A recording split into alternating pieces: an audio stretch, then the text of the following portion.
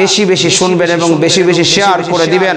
আমার বড় দুঃখ লেগেছে, আমার বড় কষ্ট লেগেছে যে আজকে 92% বা 96% মুসলমানের দেশে আজকে আমার মুসলমান ভাইয়েরা, আজকে আমার মুসলমান বুড়েরা আজকে হিন্দুদের এই ধরনের অনুষ্ঠানে গিয়ে আমার ধর্মকে অবমাননা করতেছে, আমার ধর্মকে বৃদ্ধাঙ্গুলে দেখাচ্ছে।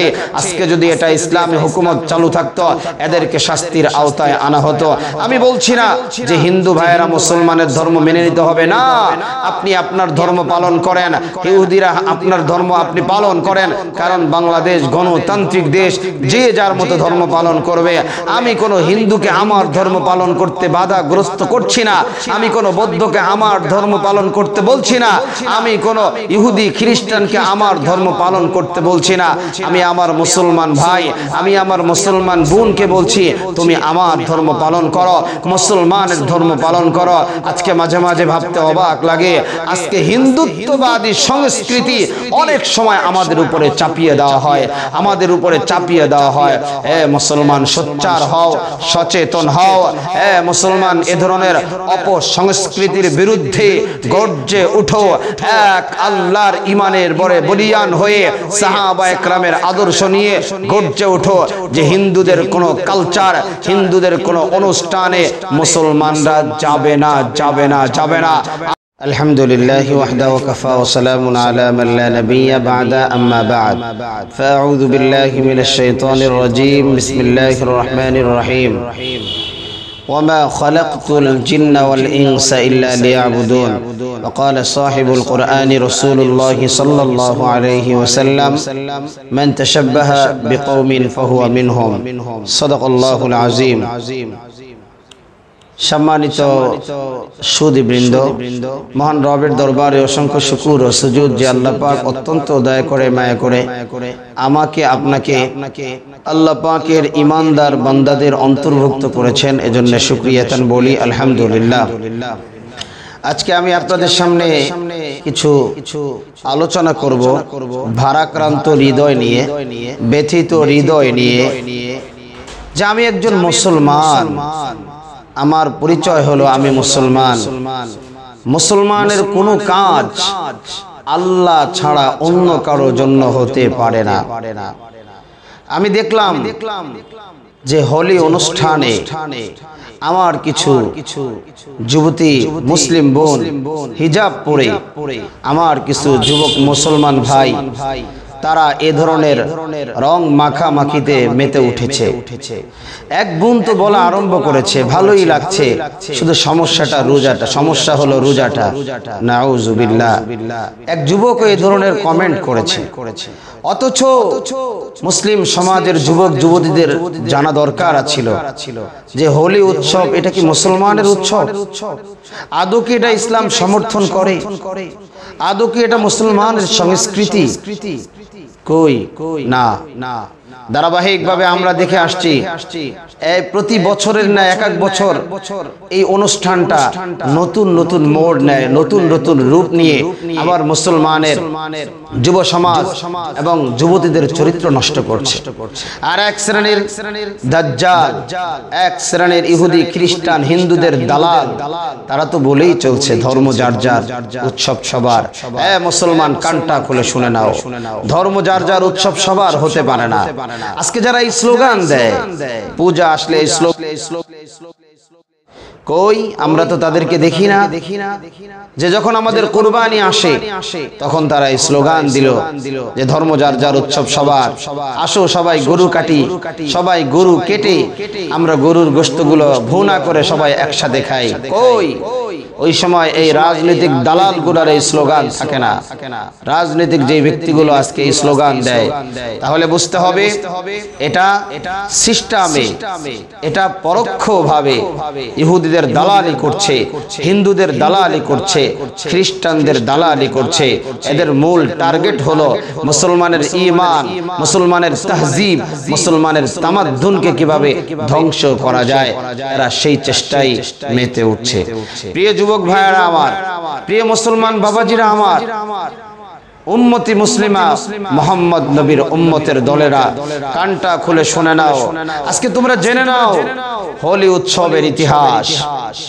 হে মুসলমান, হোলি উৎসবের ইতিহাস শিরিক, শ্রীকৃষ্ণ, কি একটা জঘন্যতম একটা ইতিহাস। হিন্দুদের একটা সংস্কৃতি, হিন্দুদের একটা পূজা, যে শ্রীকৃষ্ণ যে রাধিকার সাথে সারা রাত্রে তার সাথে বিভিন্ন ধরনের কার্যক্রম করার পরে, নির্যাতন করার পরে রাধিকা যখন রক্তাক্ত হয়ে গেল, এখন মানুষের সামনে এই রক্ত নিয়ে রাধিকা কিভাবে বের হবে? রাধিকা যখন বের হতে পারল না, ঠিক ওই অবস্থায় শ্রীকৃষ্ণ তার এই অপকর্মটাকে ঢেকে দেওয়ার জন্য, তার এই খারাপ নির্যাতন বিষয়টা ঢেকে দেওয়ার জন্য দোল যাত্রা নামে একটা অনুষ্ঠান শুরু করলো, যে অনুষ্ঠানে রং মাখামাখি আরম্ভ হয়ে গেল, লাল রং, নীল রং। এই অবস্থায় তার অপকর্ম ঢাকা পড়ে গেল, আর রাধিকা ঘর থেকে বের হয়ে গেল। কত নোংরা এটা হিন্দুদের সংস্কৃতি, একটা হিন্দুদের পূজা, এটা তাদের গ্রন্থেই লেখা রয়েছে। এটা আমার ব্যক্তিগত কোনো অভিমত নয়, আপনি ইউটিউব ঘেটে দেখুন, পেয়ে যাবেন।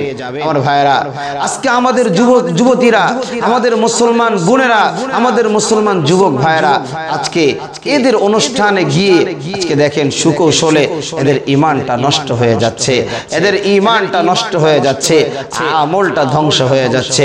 এ প্রিয় যুবক ভাই আমার, এ কলিজার টুকরা যুবতী বোন আমার, এ মুসলিম সমাজের মা বোনেরা আমার, কানটা খুলে শুনে নাও। ভারাক্রান্ত হৃদয় নিয়ে আমি কথা বলছি আজকে, আমি খুব ব্যথিত হৃদয় নিয়ে আমি কথা বলছি। কারণ আজকে তোমরা যারা হোলি অনুষ্ঠানে যাচ্ছ, তোমরা যারা হিন্দুদের অনুষ্ঠান, হিন্দুদের পূজায় যাচ্ছ, হিন্দুদের পূজাগুলো তোমরা সমর্থন করতেছ, তাদের সাথে আজকে তোমরা গিয়ে এই আয়োজনগুলো করতেছ। আজকে ঢাকা বিশ্ববিদ্যালয়ের মতো একটা জায়গা, যেই জায়গায় মুসলমানের ইফতারির অনুষ্ঠান করতে পারবে না, 92% 96% মুসলমানের বাংলাদেশে এমন একটা জায়গায় ইফতারির আয়োজন করতে পারবে না, ধর্মীয় কোন সংস্কৃতি নিয়ে কথা বলতে পারবে না এ যুবক, এ মুসলমান। অথচ ওই জায়গায় আজকে এই হোলি অনুষ্ঠানে, হোলি উৎসবে যে যার মনে চায় তার গায়ের মধ্যে রং মেখে দিচ্ছে। আমার যেই যুবতী বোনের দিকে একজন পুরুষের তাকানো হারাম ছিল, আজ আমার যেই যুবতী মায়ের দিকে একজন পুরুষের তাকানো হারাম ছিল, আজকে এই উৎসবের নামে, নষ্টামির নামে, হিন্দুত্ববাদী কালচারের নামে আমার যুবতী বোনের যেই গালে হাত দেবে একমাত্র তার স্বামী, আজকে পরপুরুষ সেই গালে হাত দিয়ে রং মেখে দিচ্ছে, আজকে পরপুরুষ সেই শরীরে হাত দিয়ে রং মেখে দিচ্ছে। এ মহিলার জাতেরা, এ যুবতী বোনেরা, তোমাদের কি ভয় হয় না? আল্লাহর সামনে কি তোমাদের দাঁড়াইতে হবে না? আল্লাহর আদালতে কি তোমাদের দাঁড়াইতে হবে না? যেই আল্লাহ পর্দার বিধান তোমার উপরে ফরজ করেছে, আজকে সেই আল্লাহর হুকুমকে অমান্য করে দুনিয়ার মধ্যে জাহিলিয়াতের মতো, দুনিয়ার মধ্যে বিধর্মীদের মতো, দুনিয়ার মধ্যে নাস্তিকের মতো তুমি চলাফেরা করতেছো। কানটা খুলে শুনে নাও, আগামী দিন তোমার বড় ভয়ানক। কারণ আমার নবী বলেছেন, মান তাশাব্বাহা বিকওমিন ফাহুয়া মিনহুম। আমার মায়ার নবী বলেছে, যে যার সংস্কৃতি গ্রহণ করবে, যে যার আখলাক গ্রহণ করবে, যে যাদের আদর্শ গ্রহণ করবে, সে ওই দলেরই হবে, সেই ওই গোত্রেরই হবে, সেই ওই ধর্ম অবলম্বী হবে। আজকে তুমি হিন্দুদের উৎসব হোলি উৎসব তুমি মেতে উঠেছো, আজকে তুমি রোজা রাখো না, আজকে তোমার উপরে রোজা ফরজ ছিল। যেই রমজান মাসে একে তোমার 70টা একটা আমল করবা তো 70টা সওয়াব পেয়ে যাইবা, একটা নফল তুমি নফল করবা তাহলে একটা ফরজের সওয়াব পাইবা, একটা ফরজ তুমি পালন করবা 70টা ফরজের সওয়াব পাইবা। আর এই সময় তুমি মুসলিম বোন হয়ে, এই সময় তুমি মুসলিম ভাই হয়ে হিন্দুদের সাথে হোলি খেলায় মেতে উঠেছো, আল্লাহর আদালতে কি জবাব দিবা? কিয়ামতের ময়দানে আল্লাহ যদি বলে হিন্দুদের অনুষ্ঠানে তুই গিয়েছিস, হিন্দুদের পূজা উৎসবে তুই গিয়ে বলছিস ধর্ম যার যার উৎসব সবার, যা আজকে তুই হিন্দুদের দলভুক্ত হয়ে যা, আজকে তুই মূর্তি পূজারীদের দলভুক্ত হয়ে যা, আমি আল্লাহর কাছে আজকে তোর কোনো স্থান নাই। এ যুবক ভাই, এ প্রিয় বাবাজিরা আমার, এ বুড়া বাবা আমার, এ পর্দার আমার মারা আমার, ওই সময় আমার আপনার কি অবস্থা হবে? এজন্য মনে রাখো, আমাকে আপনাকে আল্লাহর রঙে রঙিন হতে হবে। আল্লাহ বলেন, আল্লাহ বলেন, আল্লাহ বলেন সিবগাতাল্লাহ ওয়া মান আহসানু মিনাল্লাহি সিবগা, আল্লাহর রঙে রঙিন হতে হবে। এ যুবক ভাইরা আমার, ইহুদিরা এমন করে পানি সাথে এমন করে পানির মধ্যে রং মিশায়া সেটার মধ্যে তারা গোসল করে, এরকম ভাবে রং শরীরের মধ্যে লাগাইতো। আপনারা জানেন রঙের মধ্যে একটা খারাপ পদার্থ আছে যেটা শরীরের বিভিন্ন ধরনের জায়গায় লাগার কারণে ক্ষতি হয়ে যায়।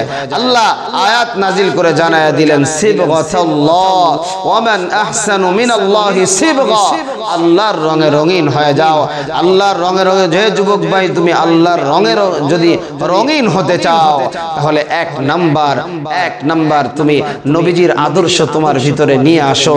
এ যুবতী বোন, আপনি নবীর আদর্শ তোমার মধ্যে নিয়ে আসেন। 2 নাম্বার, আল্লাহর হুকুম মানো। আল্লাহ বলেছে 5 ওয়াক্ত নামাজ পড়তে, আর নামাজ ছেড়ো না। এই রমজান পেয়েছো, আগামী রমজান পাও কি পাও না সন্দেহ আছে, সুতরাং নামাজ ছাড়বা না। আল্লাহর যতগুলো হুকুম রয়েছে, আল্লাহ বলেছেন পর্দা করা ফরজ, তো পর্দা ছাড়ো না, পর্দা তুমি করো। আজকে তুমি বেহায়া বেলাজা, আজকে তুমি বিধর্মীদের মতো চলতেছো।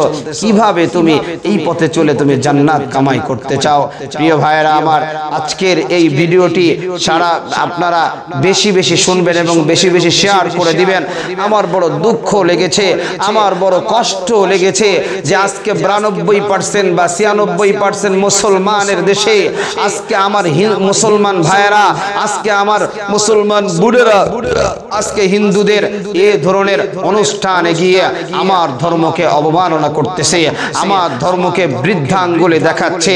আজকে যদি এটা ইসলামী হুকুমত চালু থাকতো, এদেরকে শাস্তির আওতায় আনা হতো। আমি বলছি না যে হিন্দু ভাইয়েরা মুসলমানের ধর্ম মেনে নিতে হবে না, আপনি আপনার ধর্ম পালন করেন, ইহুদিরা আপনার ধর্ম আপনি পালন করেন, কারণ বাংলাদেশ গণতান্ত্রিক দেশ, যে যার মতো ধর্ম পালন করবে। আমি কোনো হিন্দুকে আমার ধর্ম পালন করতে বাধাগ্রস্ত করছি না, আমি কোনো বৌদ্ধকে আমার ধর্ম পালন করতে বলছি না, আমি কোনো ইহুদি খ্রিস্টানকে আমার ধর্ম পালন করতে বলছি না। আমি আমার মুসলমান ভাই, আমি আমার মুসলমান বোনকে বলছি তুমি আমার ধর্ম পালন করো, মুসলমানের ধর্ম পালন করো। আজকে মাঝে মাঝে ভাবতে অবাক লাগে, আজকে হিন্দুত্ববাদী সংস্কৃতি অনেক সময় আমাদের উপরে চাপিয়ে দেওয়া হয়, আমাদের উপরে চাপিয়ে দেওয়া হয়। এ মুসলমান সোচ্চার হও, সচেতন হও। এ মুসলমান এ ধরনের অপসংস্কৃতির বিরুদ্ধে গর্জে উঠো। এক আল্লাহর ইমানের বরে বলিয়ান হয়ে সাহাবায়ে কেরামের আদর্শ নিয়ে গর্জে উঠো যে হিন্দুদের কোনো কালচার, হিন্দুদের কোনো অনুষ্ঠানে মুসলমানরা যাবে না, যাবে না, যাবে না। আর ধর্ম যার যার, উৎসব তার তার হতে পারে না, বরঞ্চ ধর্ম যার যার, উৎসবও তার তার। আমার ধর্ম আমার কাছে, আমার সংস্কৃতি আমার কাছে, আমার উৎসব আমার কাছে। আমি কোনো হিন্দুত্ববাদের, বৌদ্ধত্ববাদের, খ্রিস্টবাদের, ইহুদিবাদের কোনো কালচার আমি গ্রহণ করতে পারি না। একজন মুসলমান হয়ে তুমিও পড়তে পারো না। তুমি কোরআন পড়ো, তুমি হাদিস পড়ো, তুমি নিজেকে আল্লাহর রঙে রঙিন করো, তাহলে তোমার মরণটা হবে ইমানি মরণ। ইমানি মরণ যদি তোমার হয়, হাসতে হাসতে আল্লাহর তরি জান্নাতে চলে যাইবা। আল্লাহ রাব্বুল আলামিন আমাকে, আপনাকে, সকলকে বিধর্মীদের সমস্ত কৃষ্টি কালচার থেকে বেঁচে থাকার তৌফিক দান করুন।